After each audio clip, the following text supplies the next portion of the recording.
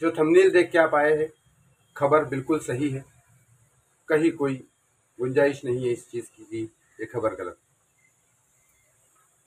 थोड़ा समझने की बात है, सरकार यहाँ पे बदल जाती है। हम उम्मीद करते हैं कि शायद सुशांत सिंह राजपूत को न्याय मिले, लेकिन होता कुछ और है। इस वीडियो में आपको ज़रूर बताऊंगा पूरी डिटेल कि पिठानी को बेल कैसे मिली, क्या हुआ क्या नहीं, सारी डिटेल बताऊंगा। लेकिन सुशांत सिंह राजपूत से रिलेटेड, बॉलीवुड से रिलेटेड या महाराष्ट्र की पॉलिटिक्स या पूरी दुनिया की पॉलिटिक्स हो, उससे रिलेटेड अगर खबर चाहिए तो इस चैनल को सब्सक्राइब करिए और मेरी वीडियो के साथ बने रहिए। Thank you so much. अब मैं आपको बताऊंगा कि सिद्धार्थ पिठानी को बेल कैसे मिली, क्या हुआ। महाराष्ट्र में सरकार चेंज हुई, हम और सारे एसएसआरियन ये उम्मीद लगा रहे थे, दुनिया भर के लोग उम्मीद लगा रहे थे कि शायद अब मुंबई पुलिस का कमिश्नर भी चेंज किए गए तो शायद ये हो सकता है कि मुंबई पुलिस दिशा की फाइल निकाले, क्योंकि वही के पुलिस वाले थे, ये सब चीज़ें निकालेगी।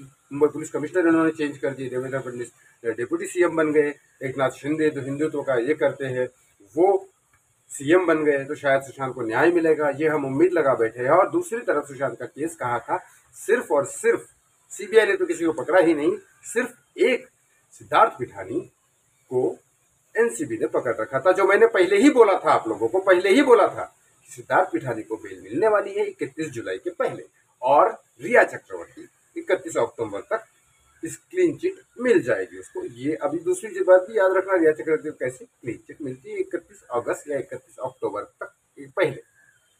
अब सरकार बदलने के बाद हम उम्मीद करते हैं कि कुछ होगा। दूसरी तरफ सुशांत सिंह राजपूत के केस में सिर्फ एक है सिद्धार्थ पिठानी, जो उस वक्त अवेलेबल था घर में, यही सबसे बड़ा पॉइंट है। वो सिर्फ एनसीबी ने पकड़ रखा था उसको, वो भी उसने बेल मिल गई उसको। अब एक बार बाहर आने के बाद फिर कुछ भी नहीं होता है, फिर वो बेल मिल गई मतलब वो कोर्ट में चलेगा, कोर्ट में जाएगा और किसी ना किसी दिन क्लीन चिट मिल जाएगी। यही प्लानिंग थी, कर लो। कुछ लोग बोलते हैं कि नहीं, आप बीजेपी के भी इसके लिए क्यों बोलते, तो मैं कोई बीजेपी का चमचा नहीं, ना मैं बीजेपी की तरफ से बोलूंगा, ना शिवसेना की तरफ से, ना कांग्रेस की तरफ से, ना किसी की तरफ से। मैं सुशांत सिंह राजपूत की तरफ से हूँ और उसी की तरफ से बोलूंगा।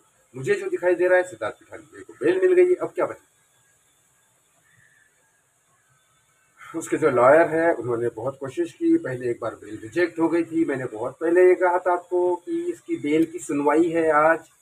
ये सिद्धार्थ पिठानी की न्यूज आज आई है, उसको बेल मिल गई है। सुनवाई उस दिन थी जिस दिन, मेरे हिसाब से 8-9 दिन हो गए इस चीज को,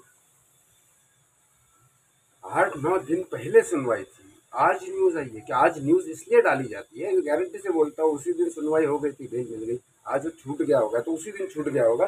न्यूज बाद में डाल दो, ताकि न्यूज डालने के लिए ना एक बहुत बड़ा लॉजिक है।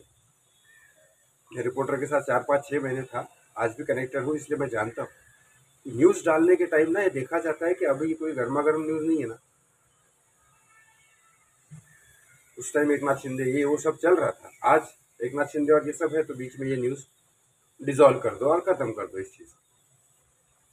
उस टाइम डालते तो शायद इस न्यूज पे इम्पैक्ट पड़ जाता, एक नाथ शिंदे की जगह पिठानी की न्यूज को लोग देख रहे, तो वो चलने दो। उसके बाद आज थोड़ा सा ये भी है वो भी है, इसके बीच में एक न्यूज डाल के खत्म कर दो, ताकि लोग ध्यान ना दे। लेकिन सिद्धार्थ पिठानी को बेल मिल गई, वो कंप्लीटली फ्री हो गया, वो बाहर हो गया। ऐसे रिया चक्रवर्ती को क्लीन चिट मिल जाएगी। हालांकि देखा जाए तो ये सबसे बड़ा बुरी बात है कि सीबीआई को पकड़ना चाहिए था, जो सीबीआई तो पकड़ नहीं रही है, एनसीबी काम कर रही है। और ईडी ने तो 17 करोड़ वगैरह जो भी था उसका तो कुछ पता लगा ही नहीं, लेकिन ईडी काम भी कहा कर रही है, शरद पवार को पकड़ रही है, संजय राउत को पकड़ रही है, ये सब चक्कर, अनिल देशमुख वगैरह सब अपना काम चल रहा है। देश के राजनेता जो भी करप्ट है वो पकड़ के जा रहे हैं अंदर, लेकिन सुशांत सिंह राजपूत का केस 1 इंच भी नहीं हिल रहा है सीबीआई की तरफ से। और जो एनसीबी ने पकड़ रखा था, आज शायद 1 साल के ऊपर हो गया, 1 साल 1 महीना हो गया पिठानी को जब लेके गए थे। पिछले साल के 14 जून के कुछ दिन पहले पिठानी को पकड़ा गया था एनसीबी के थ्रू हैदराबाद से। जब उसकी शादी होने वाली थी उसको कुछ दिन के लिए छोड़ दिया गया था, शादी करके वो वापस अंदर आ गया था। फिर उसके बाद 1 साल तक वो अंदर रहा, अब उसको बेल मिल गई। लेकिन उसको पकड़ा ही एनसीबी ने था, तो मतलब ही नहीं बनता कि एनसीबी क्यों पूछेगी सुशांत के साथ क्या हुआ उस दिन। एनसीबी का हक होता है ड्रग्स के बारे में पूछने का, जो एनसीबी पूछ रही होगी, और वो बेल मिल गई, मतलब अभी क्लीन चिट भी मिली जाएगी।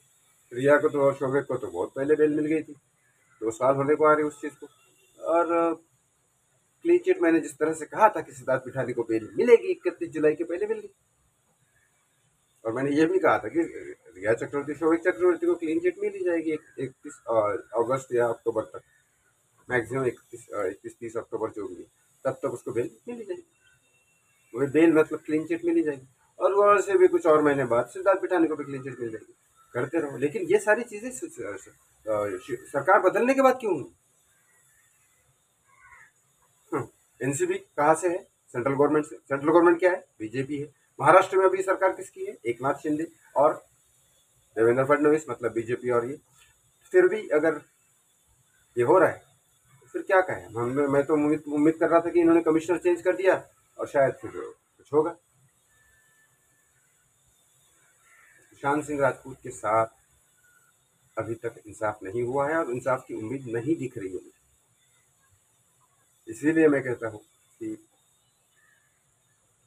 सरकार सरकार मत करो, किसी के बहती गंगा में हाथ मत दो। लोग डाइवर्ट हो रहे उधर, तो चलो आ रहे बीजेपी जिंदाबाद। ये सब आपको सुशांत से लेना देना है या बीजेपी से? मैं ये नहीं कहता कि बीजेपी करप्ट है। बीजेपी से अच्छा कुछ है ही नहीं है हमारे देश में, क्योंकि और कोई सरकार है ही नहीं। कांग्रेस तो बिल्कुल ही करप्ट है। शिवसेना क्या है ये हमने पिछले 2.5 साल में देख चुके। तो और कोई सरकार क्या है? तो है तो बीजेपी ही ऑप्शन। लेकिन बीजेपी को भी तो पूछो, बीजेपी को तो क्वेश्चन करो, बोलो उनको। वो तो छोड़ रही है पिठानी को, और वो भी एनसीबी ने पकड़ रखा था। क्या ही करे इस केस के बारे में समझ ही नहीं आता। 14 जून को अगर वाकई में सीबीआई के सामने प्रोटेस्ट करते, जो मैंने पिछले साल किया, कुछ होता तो कुछ बात बनती। लेकिन मैं भी कैसे करता, मैं भी क्या कर लेता? मेरा तो काम ही नहीं है। यहाँ तक कि मैं अपना स्टूडियो तक मेरा बिक गया है, सब कुछ बिक गया है, सब कुछ खत्म हो चुका है। मैं तो झोपड़पट्टी में आके रह रहा हूँ, मेरी तो हालत ही खराब हो गई है। तो मैं दिल्ली का टिकट निकालना, ये करना वो करना, कहाँ से करना? कुछ लोग ये भी बोलते हैं कि मैं सुशांत को क्लेम कर रहा हूँ। बिल्कुल क्लेम नहीं कर रहा हूँ मैं सुशांत को। सुशांत की तो कोई गलती ही नहीं। सुशांत ने थोड़ी ना बोला मेरे को, वो तो है ही नहीं जिंदा, तो क्या बोलेगा? मैं अपने आप को कोसता हूँ कि मैंने क्यों बोला सुशांत के बारे में। नहीं बोलता तो वही मैं अपना वीडियो काम कर रहा होता, अच्छे खासे फ्लैट में रह रहा होता, अभी तक शादी हो गई होती, महीने का 2 लाख कमा रहा होता, और वही बॉलीवुड के सेलिब्रिटी जो भी मैंने उनके साथ काम करता हूँ, गिने चुने 2-4 लोग उनके साथ कर रहा होता, जैसे बाकी लोग काम करते। जैसे अंकिता हैप्पी, अंकिता आज 500 करोड़ की मालकिन। इतना पैसा सुशांत के पास भी नहीं था, क्योंकि Vicky Jain of course business man, उसके पास काफी पैसे हैं, दोनों एक दूसरे से प्यार करते हैं। मैं उसकी बात नहीं कर रहा हूँ, लेकिन she is happy. Sandeep Singh was very happy. बड़ी फिल्म चल रही है, बहुत बड़ी फिल्म चल रही है, अमेरिका में जाके अवार्ड ले रहे हैं, योगी आदित्यनाथ को जाके मिल रहे हैं, नरेंद्र मोदी की फिल्म बना दी उन्होंने। Mahesh Shetty is also happy. मुझे तो पवित्र रिश्ता के बाद अभी तक महेश शेट्टी को कहीं नहीं देखा, लेकिन अभी उसको फिल्मों में देख रहे हैं। भूज अजय देवगन के लोग, बड़ा रोल किया अजय देवगन के साथ। एक विवेक ओबराय के साथ एक पूरी सीरीज में सीबीआई ऑफिसर का रोल किया महेश शेट्टी। अभी और बहुत सारी फिल्में कर रहे हैं। Ankita Lokhande as a main lead heroine कर रही है, संदीप सिंह के पैसे लगे उसमें, और विवेक ओबराय प्रोड्यूसर। ये सब चीजें, सब लोग खुश हैं, बस गणेश शिवरकर बर्बाद।